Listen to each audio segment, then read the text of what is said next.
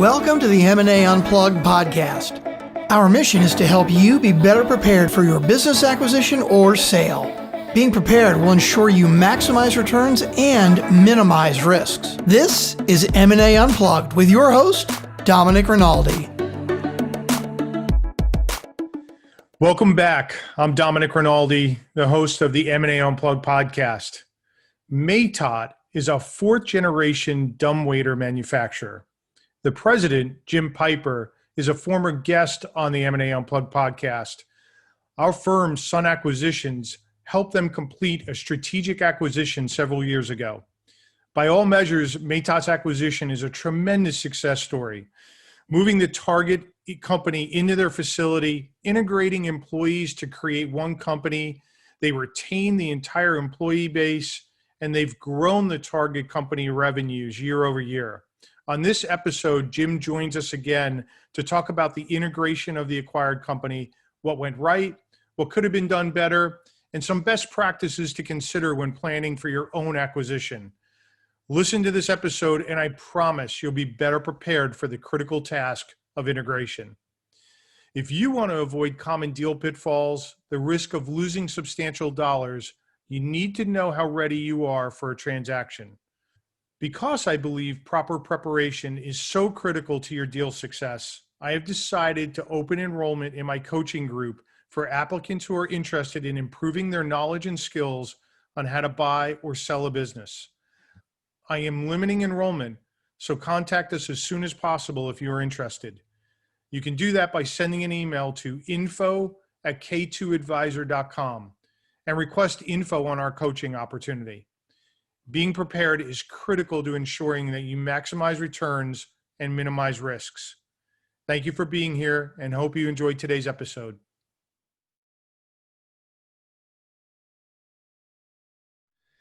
Hey, Jim, welcome back to M&A Unplugged. Hey, Dominic, good to see you again.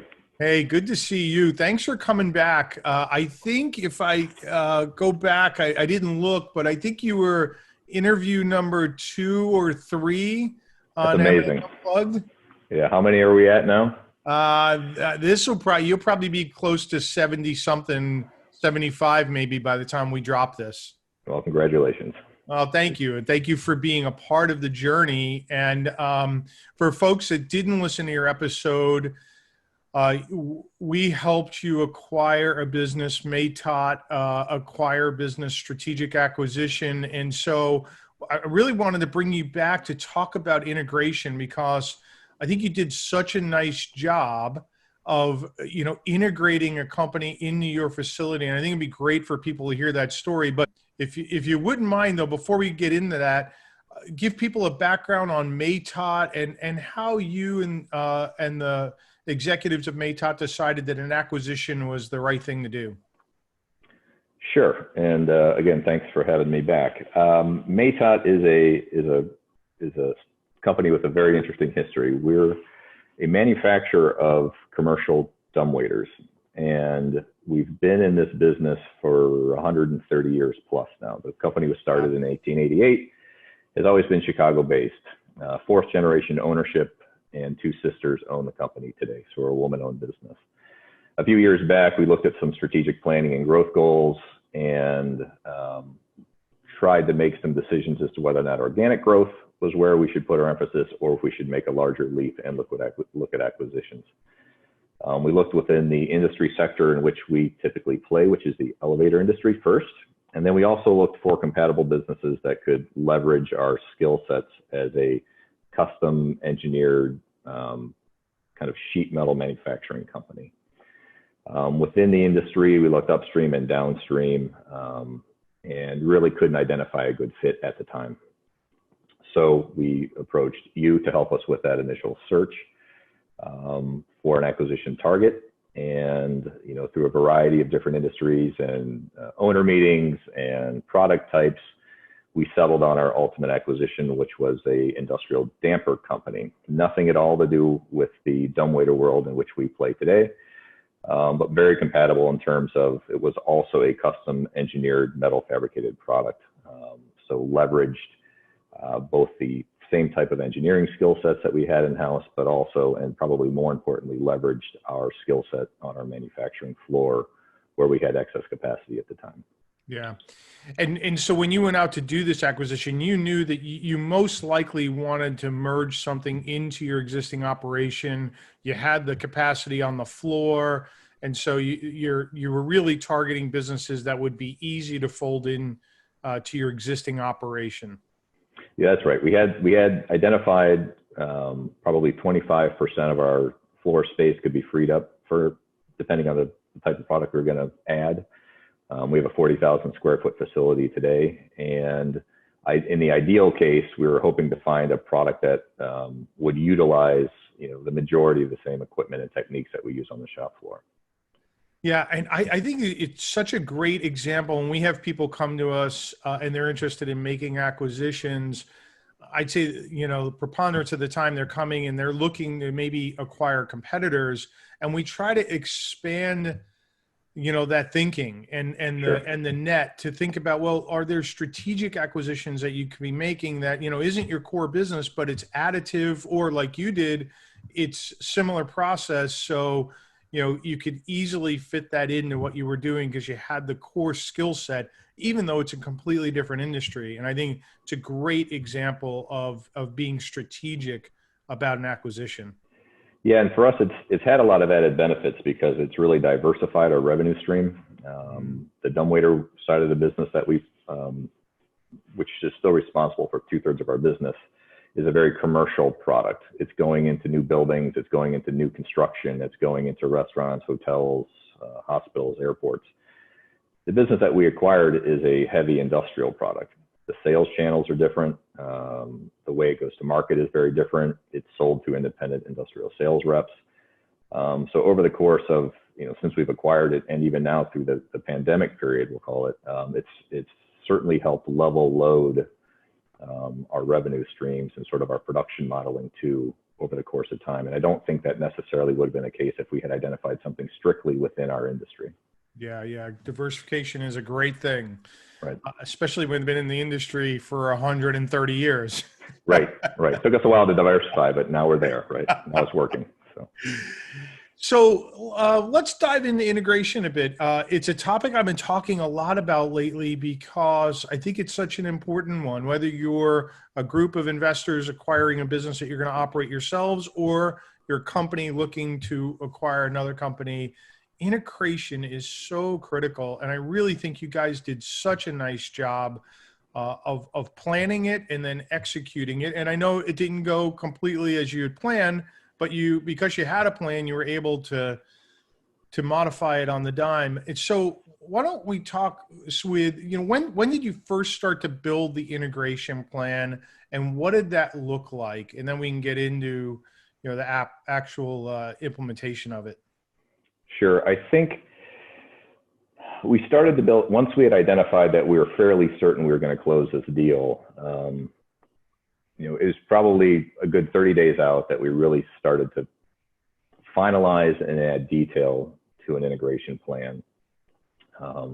Once we knew the product, we had a feel for the company size, the number of employees, the manufacturing processes. So I would guess about 30 days out, we really started to add detail. And I think a lot of it comes down to, and I may have read this somewhere else, it's capacities and capabilities, right?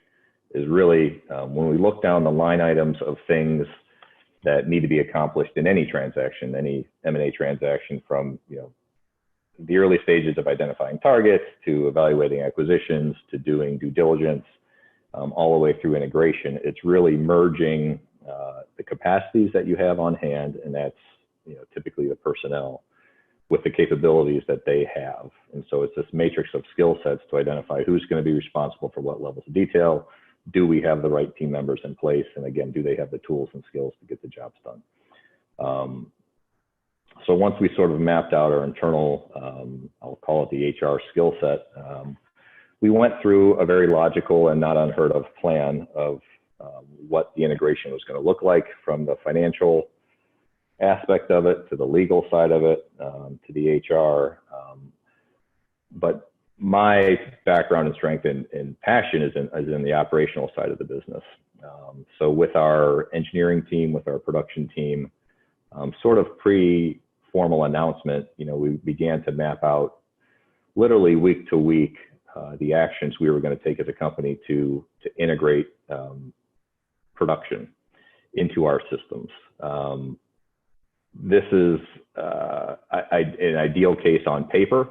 It never works out 100% to plan, of course, but it really helps to flesh out all of the detailed questions, all the way down to literally the nuts, bolts, and washers of the operation, right? So here, now we have two companies, two different physical locations that, for example, require the same raw materials. Mm-hmm. How is that transaction going to occur once it's under one umbrella? So yeah, looking back upon it, about 30 days out, once we knew we were 95% of the way to close and getting a deal done, and it was just legalese at the time, we really started to add a lot of detail to our integration plan. And Jim, did you find that you had all of the proper resources internally, or did you have to bring in any external resources to help? Operationally, we handled it. Like any other traditional M&A transaction, we leaned heavily upon banks, lenders, and legal, and yourself for contractual assistance. There's no way we could have gotten the deal done without that team in the background supporting us. Operationally, we were fortunate enough to have the skills in-house to get the manufacturing part of the integration up and running and eventually transitioned without any external help. That's tremendous. Had anybody gone through a merger or an acquisition before on the team that you had assembled for integration? Not at this scale, no. Yeah. It was really the first time to do such a formal transaction. They had done a very small acquisition of a competitor in the mid-90s, mm-hmm. another dumbwaiter company. So there's sort of two main players. There's kind of a Coke and Pepsi in Chicago. That company was merged into Matot in the mid-90s. And the gentleman that owned and ran that company actually became an employee of Matot. But beyond that, they'd never accomplished a strategic acquisition as the one we just did. So I'm curious, looking back now, integration's hard, right? I mean, it's not just the manufacturing processes, right? It's HR, right. It's all the financial components. It's, it touches every aspect, marketing, sales. Did the team, the integration team, did they have the capability to handle the integration on top of their day jobs? Or did you find that there were some stressors in heaping the integration on top of, their day jobs? In the moment, it seemed like we could handle it, but looking back upon it, we certainly overwhelmed our team.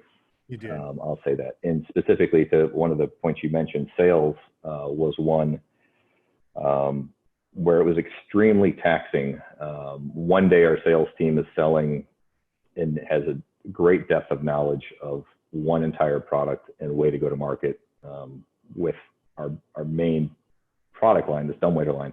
And the next day, we're also asking them to sell this brand new thing that they've never heard of. Mm-hmm. That was probably the most time-consuming part of the transition for our team, was with bringing the sales team up to speed about this new product. And we greatly underestimated the 20 years of experience that the prior owner had selling the product, right? Mm. He was sort of, I'd say raised in the business. He was not only the owner, but he was the primary salesperson. Had the customer relationships, had the relationships with our rep groups that were deep, and bridging that gap between his knowledge base, his experience, and building that with our sales team, in addition to them doing their day before, day to day, was extremely taxing. And likely someplace where if we had to do it again, it may have made sense to hire almost someone new in our sales organization to solely handle and learn this new product line. Understood. And you had the benefit of the previous owner stuck around for a while, right? Yes. He was there for 3 to 6 months, right? So you had the benefit of a pretty orderly transition. We did. In fact, we kept them as a consultant for nearly 2 years. Oh, Almost as a full-time employee for the first year, and then as a 25%er for the second year. So we did have him around for an extended period of time, which is extremely beneficial and fortunate in our case, because I know that's not always the scenario. and did he continue to do the sales until you could calm things down on the sales side? Yes, so he helped immediately with that transition. So he was still taking sales calls, still responding to sales emails as he was training both our kind of production operational team, but also our sales team. So fast forward to today, are your salespeople all selling both the Matot product and the dampers? So do they have everything in their toolkit? They do. So all of our internal sales team can sell both products. Yeah. They tend to specialize. We kind of shift the burden from one to the other, but overall, both teams can quote both products. The only difference with the new product line is we did hire a full-time outside sales manager for the new industrial product line because that's sold through independent sales reps. They sort of require a different hand-holding and management technique. But internally, yes, we train everybody on every product. Engineering goes the same way too. Our engineers can build and design both products, and our production team can, of course, manufacture both products. Got it. Let's spend a minute talking about the people. I think you kept all but one or two of the employees from the damper business moved into Matot and moved in the facility. How did that go? In retrospect, looking back at it, are there things you would have done differently? Talk about the people integration and culture a little bit as well. Sure. So I think this is definitely an area where we would have done things a little different next time, and I'll touch upon that. Going into the deal, it was very important to Matot that we offer every employee at the new facility, at the new company, a job. And we were very upfront about that going in. We had decided that as an executive management team, that was our goal. We wanted to retain everybody. And day one, we made that offer. You're now a Matot employee. We need you. We know nothing about this business. We're going to need your help. Welcome to the team. At the home office, we also were very transparent about the work that we were doing. Again, once we knew the deal was going to happen with our home team, to say, hey, Matot's growing strategically. We just bought a company. Congratulations. We've just grown our revenue by a third. But there are going to be some changes. And again, we kind of mapped out the integration plan to our home team so that everyone here, again, from office to production staff, is very aware of the changes that were going to happen, how people were going to be taxed and kind of pulled in different directions for a period of time, but overall explain clearly why this was good for the company as a whole.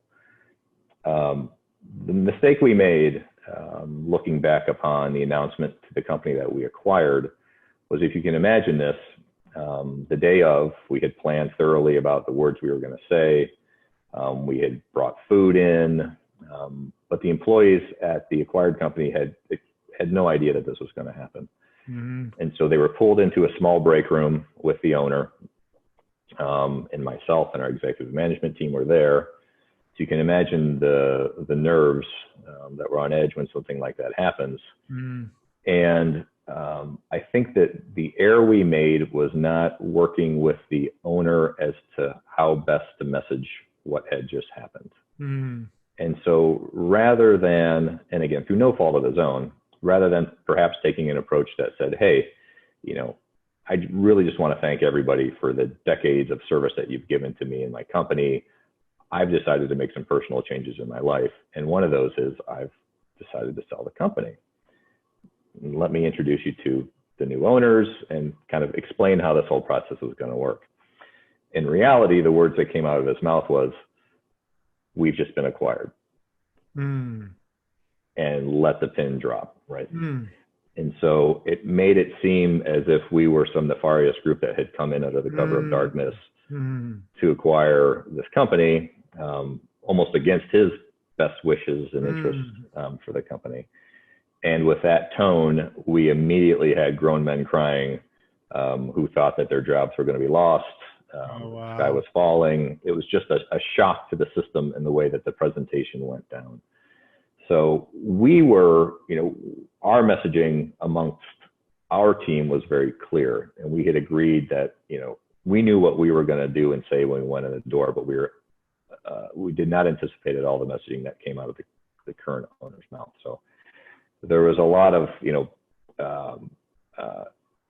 picking up the pieces after those words were said, which again seems very simple in hindsight, but in the moment it was just detrimental to the entire morale of the team that we, Wow. had hoped to maintain employment with. So obviously a lot of questions about employment, and then it got down to the nitty gritty about insurance and bonuses and vacation and holiday pay. All those questions were fired at us. And we were able to soothe a lot of that. But again, partnering with the acquired company ownership or management team ahead of time to discuss messaging is something that we certainly would have liked to have spent more time looking at. Yeah, it's such an important point. Most acquirers will come in, or the previous owner will come in, and they're thinking about what's happened for them or what's about to happen. Right. And it's so important to put yourself in the chair of the employees that are sitting there, Right. who have now, their world is getting turned upside down. And I just did an interview with Dr. Clint Kendrick. He's an HR M&A expert.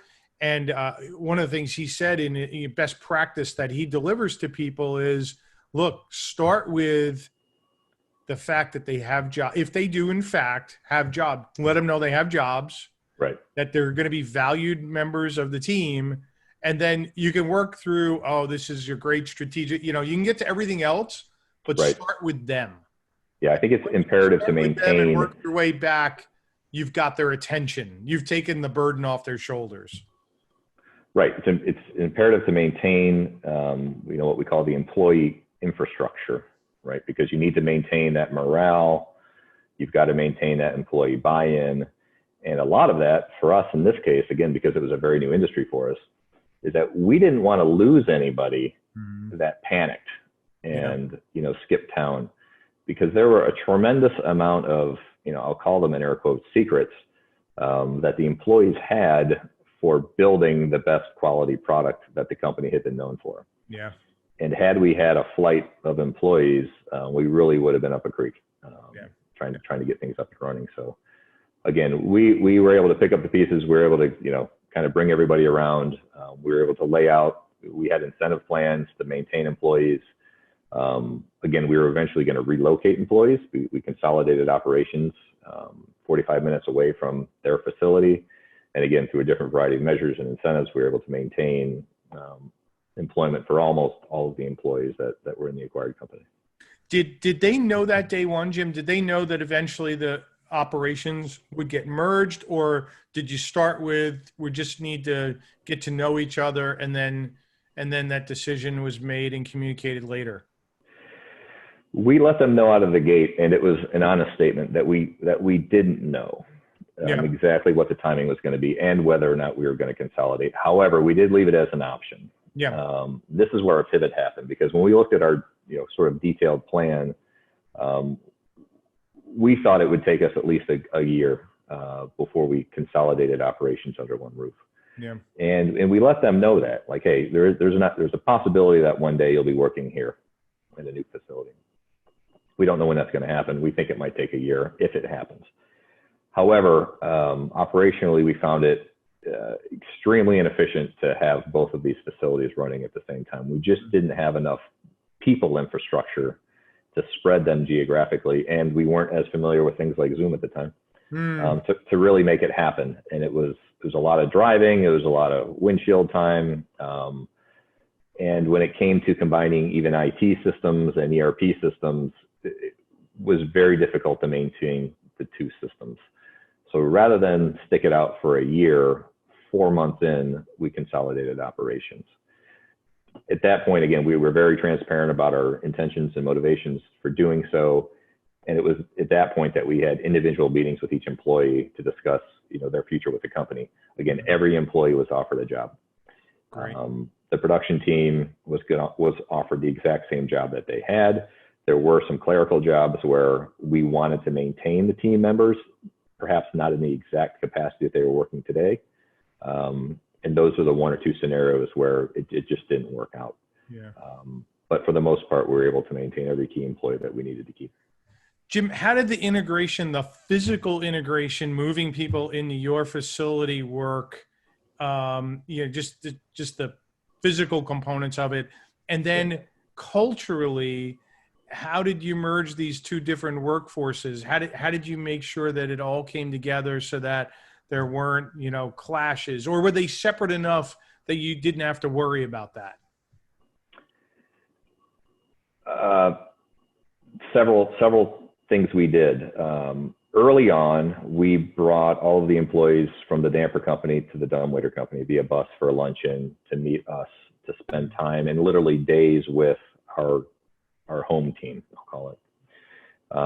We did the same with our home team employees. We took them to the facility of the damper company and let them sit and shadow and meet and spend time with the new team. That helped. Just kind of start to build relationships, to put faces with names, to build rapport, to learn a little bit about the product mix. When it came to the physical move, it was really kudos and hats off to my engineering manager at the time, who had a vision for how to integrate this into our production facility and to kind of see down the path of what was going to be required in terms of infrastructure, free up the space in our current facility. And then, it took us maybe 4 days to move all of the physical goods that we were going to keep from the damper company to the dumbwaiter company. And a tremendous amount of planning. And then eventually it's just flatbeds and rigging companies and moving equipment. Once they were on site and once they were working here full time, we emphasized again and again and again that all of our employees are Matot employees. And that was done through luncheons, through swag. Everybody got shirts and hats and, water bottles, but everything was geared around one company, not two separate divisions under one roof. And we've continued to build that. And I can't say that out of the gate, it was the easiest and smoothest transition. That'd be a lie to say that there wasn't suspicion. Right? Yeah.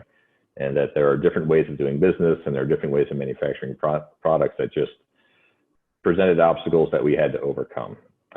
But like anything, I think,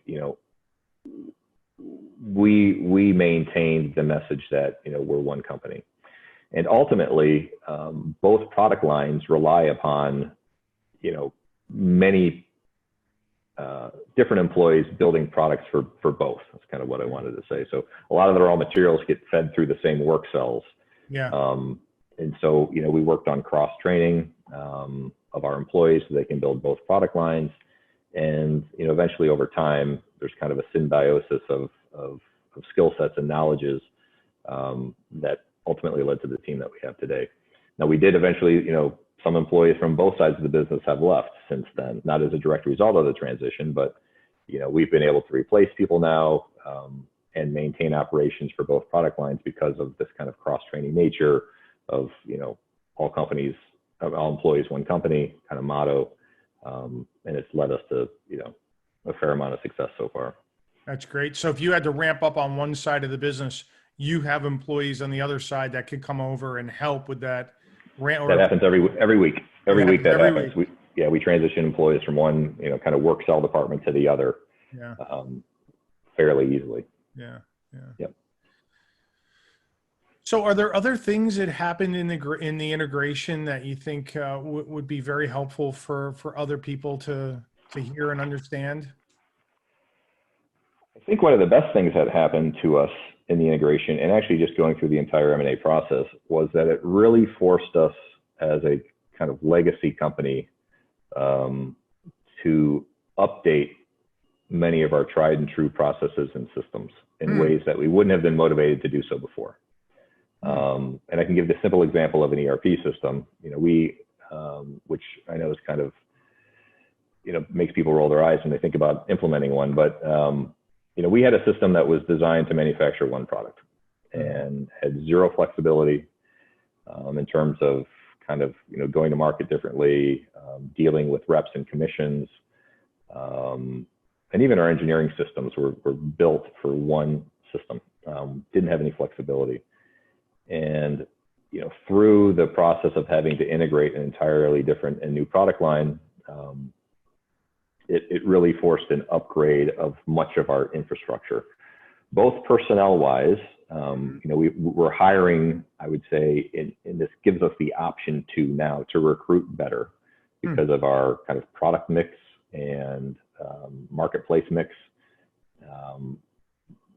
It's a better story to tell. We've got a growth story now. We've had a success story through acquisition. We want to do this again, where we're going to continue to do this type of growth. So that's helped on the recruiting front, but also just a lot of the base, again, legacy historical systems that were in place from IT and ERP and finance. Those systems were all pulled and upgraded, over perhaps that first year. To now we're a modern company, right? We feel like we can do a continuous process of acquisitions. We're not afraid anymore to do new things, right? It's given us just a different perspective and outlook on as to who we are and the risk rewards that we can take now, because we're not stuck down this one single product line sort of mindset. So, I guess overall, looking back on it, that forced change, overall has been extremely beneficial into your core business, unintended benefit. For sure, absolutely. I mean, we're a much better company overall, not just because we grew revenue, but we're a much better company overall because we've done acquisitions.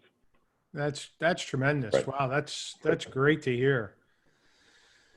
Jim, you've been very gracious with your time and the information. Let me sort of ask you an umbrella question. If you were to give people advice out there, top 3 things to do when you're looking at making an acquisition, what are the top 3 things that you would advise? And if it's 4 or 5, that's fine. But what are the top things you would recommend that somebody do when they're looking to make an acquisition? I think it's important to have back of the house help in place long before you begin your search. And by that, I mean your accounting, your legal, your business broker or consultant, having those kind of the areas of expertise need to be well established, obviously long before you begin this process. Those are relationships that I hadn't spent much time with prior to the acquisition, and I'm very glad that I have those relationships now. Obviously, they were key to getting the job done, but just building and strengthening those relationships has been extremely helpful, both to the business, but also, personally. So sort of back of the house work, kind of back to my first statement, ensuring that you have the capacity and capabilities in-house to get the work done. Identifying the key personnel in your own organization and perhaps looking ahead to the acquired company or merged company. What key personnel are going to be part of the integration plan, and how detailed of a plan can you put together, knowing what you have to work with. Because again, to your point, you may need a consultant for some part of the process if the industry is that unfamiliar to you. Third is, and again, it's said and it's very cliched, but it's just transparency when it comes to communication. Internally, we kept things, kind of tight and under wraps as we were working through this, because we weren't too sure exactly what was going to happen, if the deal was going to get done. We were looking at multiple deals.